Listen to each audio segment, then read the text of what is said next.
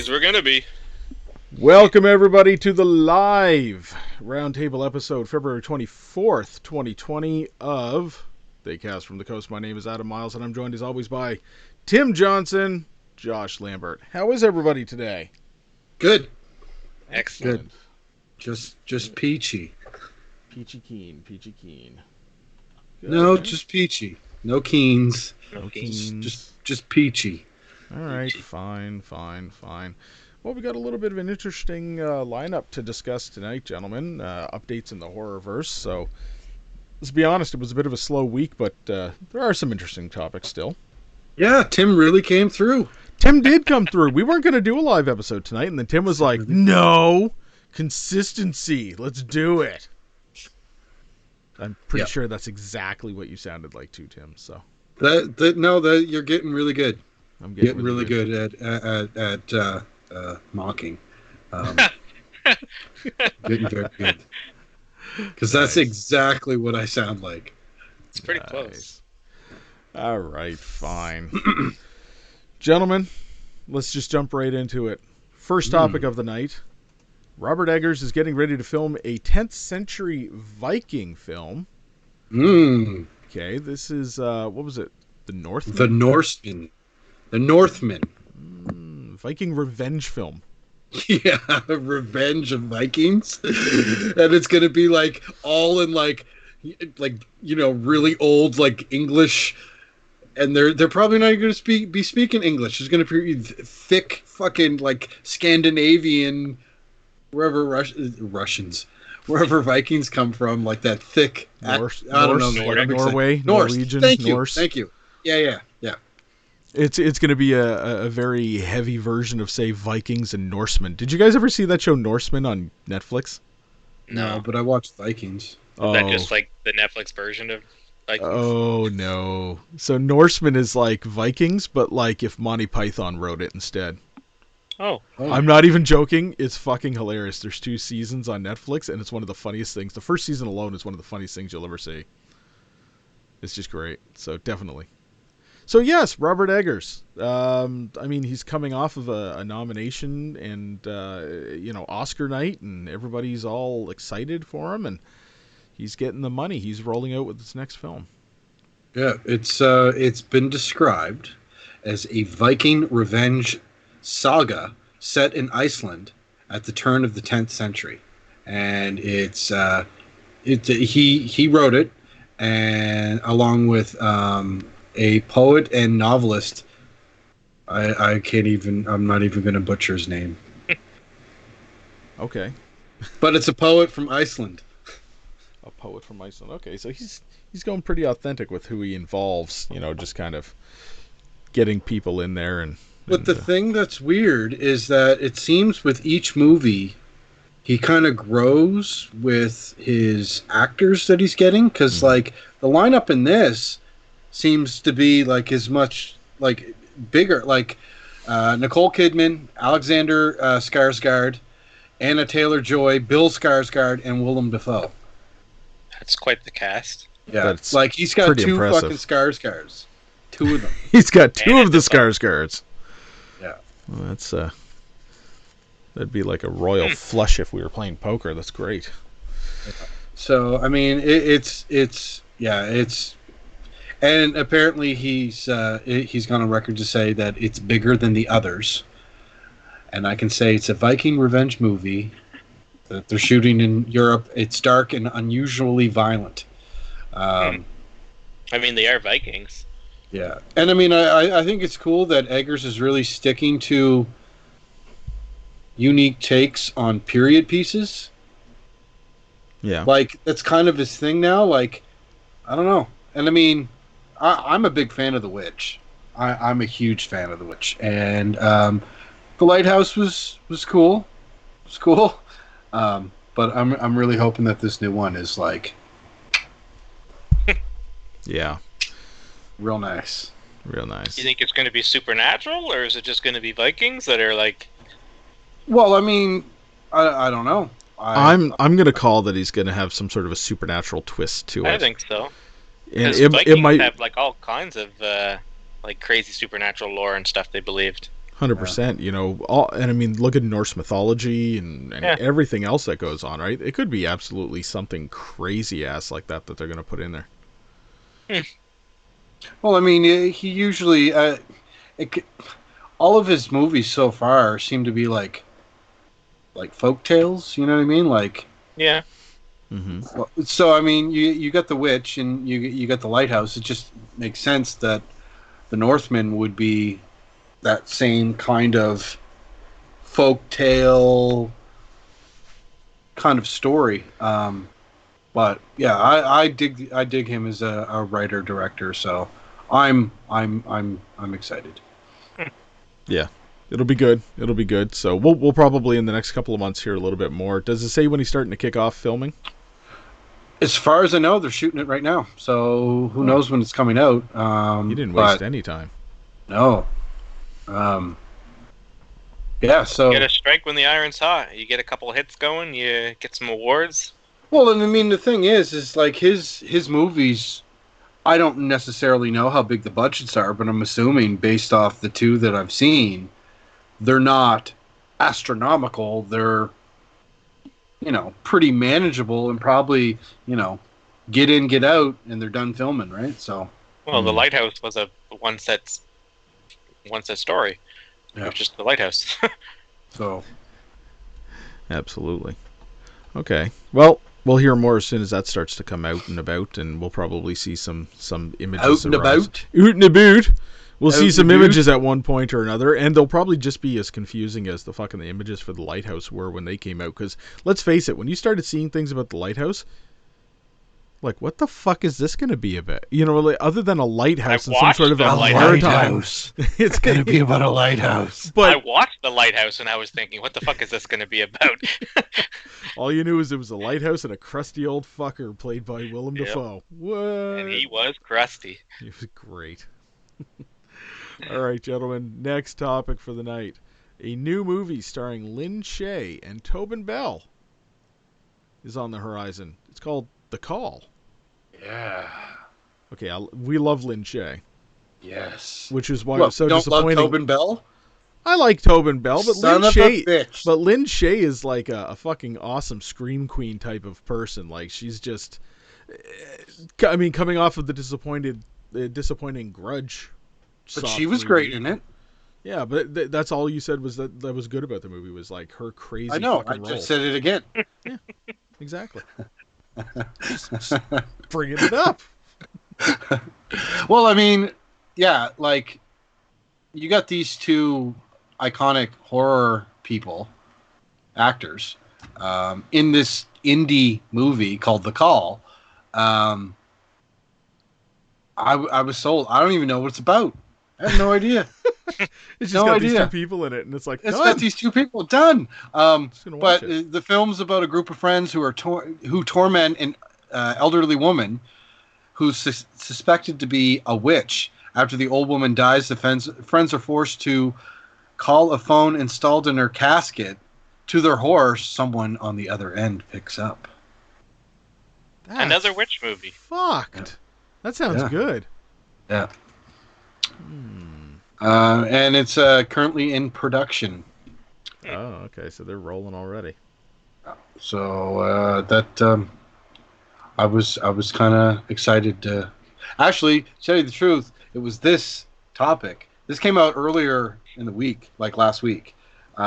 And I was like, oh, I can't wait to talk about that in our live episode. And then Adam's like, yep, I'm going to call it. We're not going to do a live episode tonight. And it was this topic, the reason why I wanted to do a live episode. Just because I was like, I'm really excited. I love this woman. And, fucking Tobin Bell is the shit. So, Is he? And here we are. yeah, he is the shit. Who is he? What's he in? I don't even know Saw. who he is. He's Jigsaw. Oh, okay. Oh, he was in that episode of Creep Show, right? Yeah, he was in Creepshow too, the first episode. Saw. What's that? Is that Chris Rock movie? Moving on. Next topic. Moving on. All right, third topic for the night. A Belgian horror comedy has released a pretty gory poster. Yummy! Yeah. Okay. Facelifts, boob jobs, and zombies is literally the tagline on this fucking poster. Yeah. I like it. Is this going to be another like zombie strippers from outer space type movie? No, I don't even know if it's a comedy or not. I just saw this poster and I was like, man. So I started reading up about it, and apparently it's a young woman that wants a breast reduction. Her mother comes along for yet another It is a facelift. horror movie. Yeah. Wandering through an abandoned ward, the boyfriend stumbles upon a young woman gagged and strapped to an operating table. She is the result of an experimental rejuvenation treatment. He frees her, but he doesn't realize that he's literally just caused the outbreak of a virus that will change doctors, patients, and his mother-in-law into bloodthirsty zombies. So, yeah. So there is a trailer on YouTube for it. Really? There is a trailer on YouTube for it. So, don't know exactly what to say. I'll watch this here soon, but yeah, it kind of reminds me, just skipping through it a little bit, almost like, I don't know if you guys remember some of the zombie type movies that were released back in like the early mid 2000s, like Automation Transfusion and shit like that. So it's interesting. It's got a different flair to it. It definitely looks more independent than a lot of movies that are probably going to be coming out. But yeah, I'll definitely be checking that shit out. The thing that I was really excited about, like, because I did watch the trailer, cinematography is like spot on. Nice. Yeah, nice. It's fantastic. Yeah. Okay. So Yeah, like feeling that. visuals, the gore, it all looks. The gore looks great. Just, I mean, it's a fucking hospital it's set in, so I mean, there's only so much set design you can do, but they use a lot of like red lights, blue lights, like there's an ambience to I don't know, I guess the light production for this movie. The hue and atmosphere is there. Yeah. It's creating it. Okay. Yeah. A lot of like, it sounds a lot like the way that like Jason Eisner produced, like, say, Hobo with a Shotgun. It's got like the very strong Grindhouse. gel type colors and grindhouse looking. What the fuck? Grindhouse look and feel. But it's a zombie movie, so it's violent as fuck. Nice. It's violent as fuck. It you know what? It kind of reminds me of Shaun of the Dead. Okay. To be honest, it's that kind of vibe where it's set. The zombie apocalypse is set in a funny movie, but the zombies are still treated very serious. Seriously. Yeah. Yeah. So It's been Okay. about, what, a decade or so since Shaun of the Dead? It's time for anyone. yeah, I don't even remember. Shaun of the Dead Definitely. was like mid 2000s. Yeah, something It's like time that. for when it was anyone. at the festivals, yeah. Well, that kind of reminds me, because I mean, you got a movie like this coming out, which is starting to catch attention. And actually, today I don't have a picture for it, but I'll just mention it here because we were talking about it before. Train to Busan 2, The Peninsula. They officially released some of the details today, stating that it actually picks up 4 years after the end of the first one. So it's not a Nice. direct sequel like taking place right away. Yeah. And the budget in the movie, they were given like a double, if not triple, budget of the first movie, and it's hitting U.S. theaters.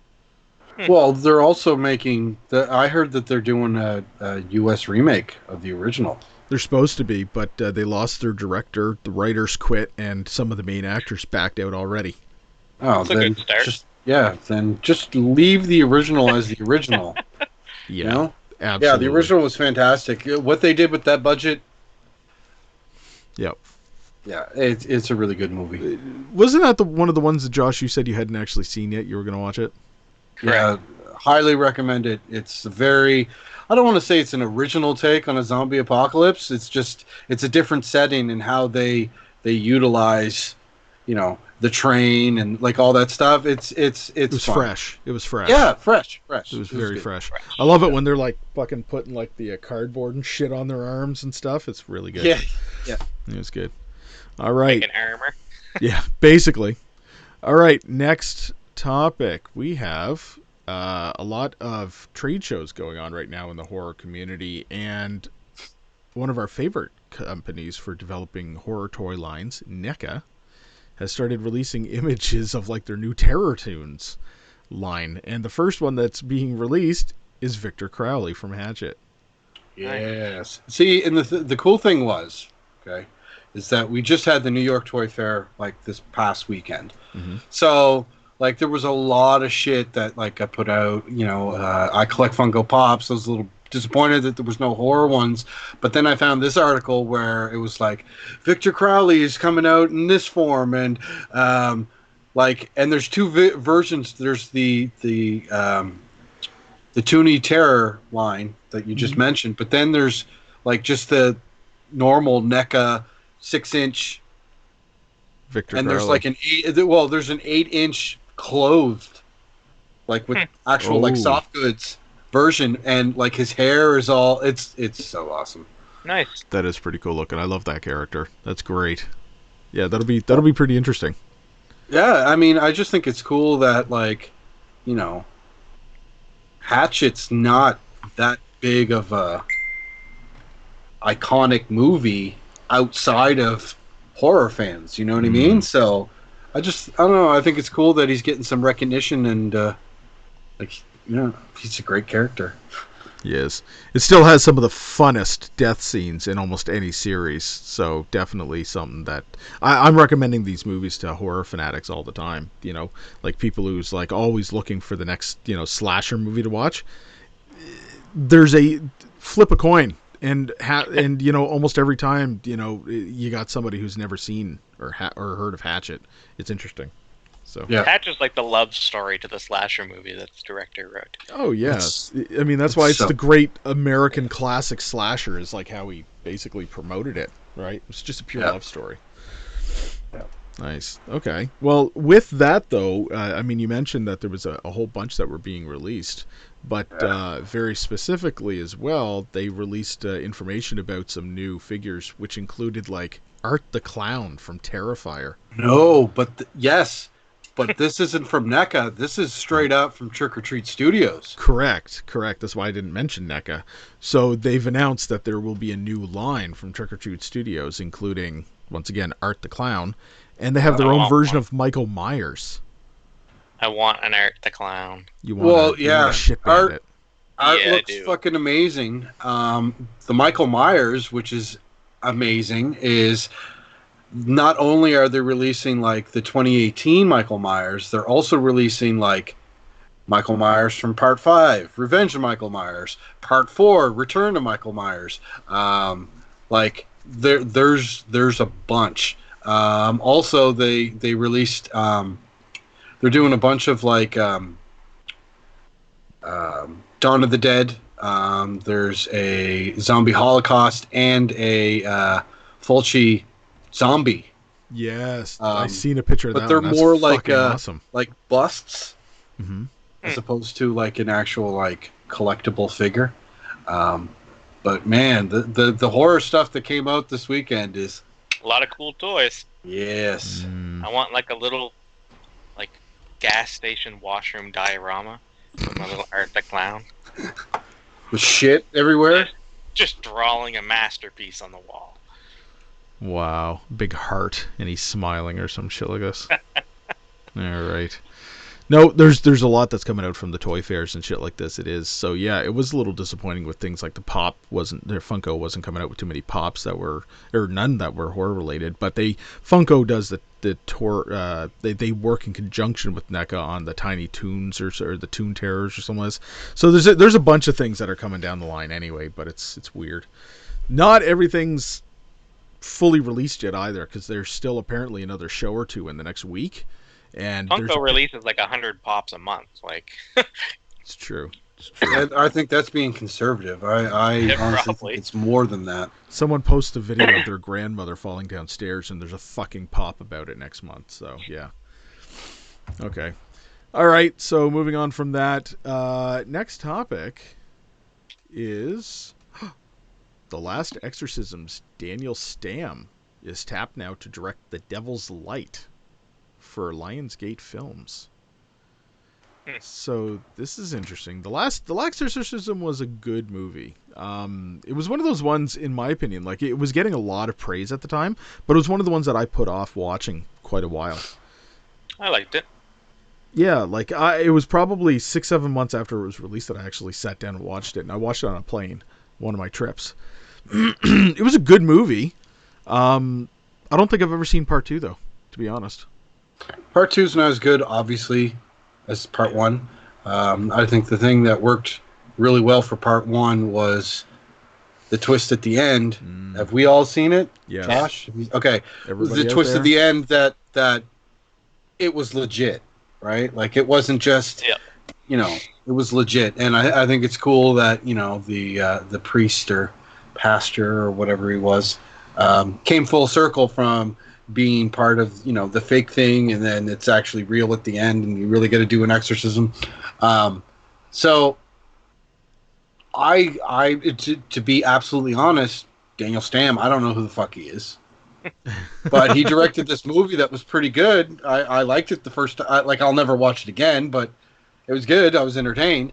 So maybe he can do the same thing with Devil's Light. Maybe so. If it has any sort of similar theme, I'll enjoy it. I like anything that like dives into that stuff. Well, I mean, right off the bat, in Devil's Light, Sister Anne, who devotes Sister Anne, right? I mean, who devoutly believes in performing exorcisms is her calling, confronts a demonic force that infests her school and has mysterious ties to her past. So it already sounds like, you know. He's got a similar theme in what he's probably doing. takes place in the same universe, and it's the priest got infested with the demon or something. Something weird going on. Oh well. No, the Daniel Stamm didn't do anything much after Last Exorcism. He directed a couple of episodes of like Fear the Walking Dead and something else. I can't remember what it said, but he's basically done like almost nothing. So interesting. But we'll see. Walking Dead started up yesterday, didn't it? Yes, it did. The new one started yesterday. Yeah. I stopped watching that show. I actually want to get into the new one. Years ago. What is it? Walking Dead: The New World or something like this. It's got an interesting premise. It's all having to do with basically years later, everybody living in like walled-in cities, and a group of kids basically are trying to create like a rite of passage where you go beyond the wall because nobody does anymore. So like they go beyond the wall to experience life outside, and they realize they can get in shit pretty quickly. So interesting. How many zombies can be left after a few years? I mean, well, if people keep going outside of the fucking walls, quite a few apparently. All right, next topic. R.L. Stine is teaming up to do a series of books based on the Garbage Pail Kids. Wow. I mean, okay. Sure. So sure, we're 80s kids. We were 80s kids. Garbage Pail Kids were the fucking shit. Everybody loved those. And I'm a 90s kid, so Goosebumps was the shit. This is the correlation of the two. Yeah. Okay. Wow. All I can say is just fucking wow. I like that R.L. Stine's getting back into popular culture. He hasn't really fucking done anything. No, but it's kind of funny because Goosebumps was really good. I always did like the books. I collected them forever too in the 90s. But I like some of his other shit too. Like I actually used to read like his Fear Street books and shit like that. And like the guy had some pretty gruesome fucking books that were like meant for like young teens and stuff. Yeah. And yeah. Well, we'll see how this one goes, but interesting enough. At least we probably won't get another abortion type situation like the fucking Garbage Pail Kids movie that happened in the 80s. Did you guys ever see that or witness that bullshit? What are you talking about? Cinematic masterpiece. That's a classic, Adam. All right, moving the fuck on to the next topic of conversation. Hasbro is launching the real Ghostbusters as characters again. I think it's like almost like a reproduction line of like the original toy series from the early 90s. I think so, because I had all of these fucking characters, I swear. Yep. These were great. So, and they had the on the end of their proton, guns. They had like the fucking laser thing that you could like shoot and like push, and it was like fucking push things over and shit. It was fun. Those were cool toys.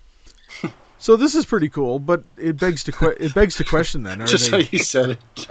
But it begs the question, like, what are they going to do otherwise with, you know? I mean, I know that they're trying to hit this now because we've got the new Ghostbusters movie. New Ghostbusters, yeah.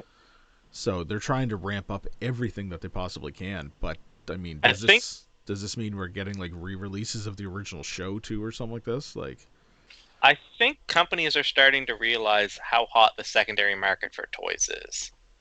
And for them just to throw a quick reproduction, slap around the market when their molds are relatively cheap, and you can sell them at quite high because those originals are selling for so high. So you're hitting that middleman market where fans that originally had the toys when they were growing up now want to buy them, but they don't want to shell out $80 a figure. So they'll buy them from these guys for $45. It's true. It's like what Kenner did with the Star Wars toys. And exactly. Yeah, okay. But believe it or not, those Kenner Star Wars reproductions are like smaller than the originals. So it almost makes you think either the molds shrunk or they those purposely... aren't the same molds. Those molds are long gone. Are they though? Yeah, no, they almost always repurpose and destroy the molds. They're too expensive. Anyways, yeah. So Real Ghostbusters. Yeah, Real Ghostbusters. Yay. I'd like to see them, because the same generation of toys, very similar, was the fucking Beetlejuice toys. They were very similar to those. Oh yeah, no, absolutely. And if they ever get off their ass and make a new Beetlejuice movie, putting out retro variation toys like that would be a fucking hit. I had all those ones too. They were fucking fun. So, well, that's like I got that one for Christmas there. My daughter bought that one for me. That's Leatherface, and it was He-Man style. He-Man style. It was like, you know, like a horror universe, and they had like them all, fucking Freddy and Jason and Michael and Pinhead too. So retro style toys are definitely big in right now. Yeah. All right, last topic of conversation that we have on point is that the Little Shop of Horrors remake is kicking off and making a lot of announcements, including that apparently Chris Evans has signed on the dotted line to play the dentist.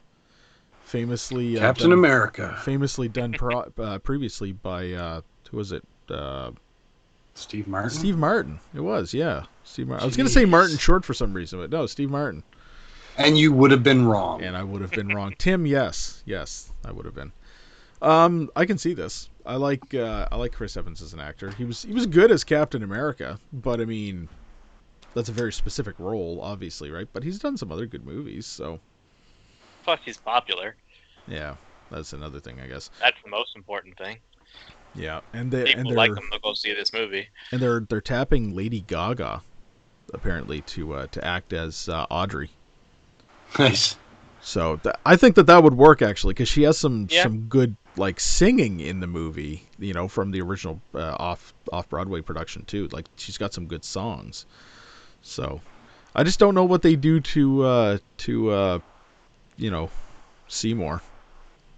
Like to do for Seymour. I don't think I've heard anything about him yet, and I don't know if I could ever see anybody really, you know, other than Rick Moranis, because he was just the hopeless, you know, guy that he is coming out of retirement. Yeah, but he's not going to come back out of retirement to do the same role again.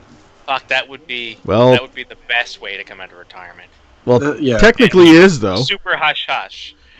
It would be, but technically he is coming out of retirement to do the same role. So what was announced for him was that he was coming to do they were considering it a soft reboot of Honey, I Shrunk the Kids. Yeah. So it's apparently going to be aptly titled Honey, I Shrunk the Kids, but he's going to play, you know, Stolnik or whatever his name was, whatever his name was in that movie. And Josh Gad is going to be playing his son that he shrunk originally as an adult. And they're going to go through like the same type of fucking situation with like his grandkids or something like this. He finds his dad old equipment or something. Yeah, so he's actually playing his original character in that movie, so Better be worth it, man. I've been waiting a long time to see Rick Moranis come back on I camera. know. Love the guy. Spaceballs 2, the quest for Yes. more money. Yes. The That's search what I was for just more going to say. money. If he comes out of... he's the only reason why they never made it. Is it? Yep. Yep. Yeah. It's not because Mel is old. Senile. No, a couple of years ago, a production company trying to Mel Brooks and his company were trying to coax Rick Moranis out of retirement to make Spaceballs 2, and they had posters that they had actually posted everywhere all over New York. And it was literally Spaceballs 2, The Search for More Money, and it was pictures of Dark Helmet. Yeah. And it was great, but they had them fucking everywhere all over New York City. People thought it was actually happening. Because That's it was good marketing. Yeah, it was perfect marketing. It obviously never worked at the time, and he never came out of retirement. But it was a great viral marketing campaign because right afterwards as well, Max Brooks started becoming popular because his father had moved in with him, and they were kind of living together, and they were producing some audio content and talking about their lives and shit like this. So it was all kind of kicking in. Mel has a one-man show. I know he did a tour. He was in Vegas when I was in Vegas, but he's like 94, isn't he? Like, he's old. Oh yeah, he's way up there now. Yeah. But fucking genius, man. They'll never make movies like he made ever again. No. Men in Tights and every single one of them I watch. Every single one of them. I love them all. Him and Monty Python. Classic shit. Yeah. All right, gentlemen. Open. Anything else you wish to discuss that we did not necessarily have on the books? Nope. No? All right. Nope. Sounds good. Josh, any updates on when you're getting your Evil Dead 2 board game? No. Actually, the coronavirus is putting a halt on that because the factory that they have it in that they're ready to ship from was supposed to ship right after Chinese New Year. But then the coronavirus happened, and now that factory is temporarily closed. Oh, no. That sucks. So probably a little bit of a delay until they figure that out. But the game is built and sitting in a factory somewhere, so ready to be shipped, I believe. Crazy. That's fucking crazy. So everyone wear gas masks when we open this sucker up, I guess. Shit. Get my respirator going. Yeah. All right. Well, if that's everything, then I'd say it's time to say goodnight, gentlemen. So that was good. Good little night, and we'll try to be back next week unless Adam tries to pull the plug again, Tim. Yeah. Consistency, Adam. Consistency. That's Adam right. consistently calls it. That's right. I always fucking call it. That's right. So until next time, Tim. Stay spooky, everybody out there. Please. And thank you. Thank you. Josh. I'm calling it for the night. Are you bastards? Zing! Zing! We got him good. All right, everybody. Thanks for tuning in. Got him! Thank you for tuning in, and we'll see you next time, everybody.